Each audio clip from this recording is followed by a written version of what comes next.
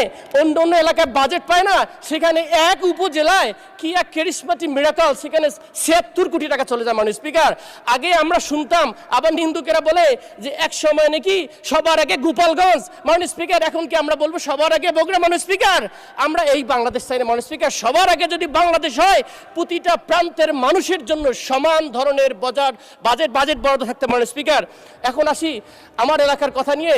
অমর্ত্য সেন একটা কথা বলেছেন, ডেভেলপমেন্ট ইজ ফ্রিডম, কিন্তু আমার এলাকার ফ্রিডম আসলে খুবই সংকীর্ণ।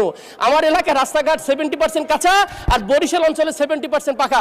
আমি যেখানে যাই, আমার জেলার যে কোনো ইউনিয়নে যাই, সেখানে গেলে আমাকে বলে, আমার অঞ্চলের মানুষ আমাকে বলে, আমাদের রাস্তাগুলো পাকা করে দেন না।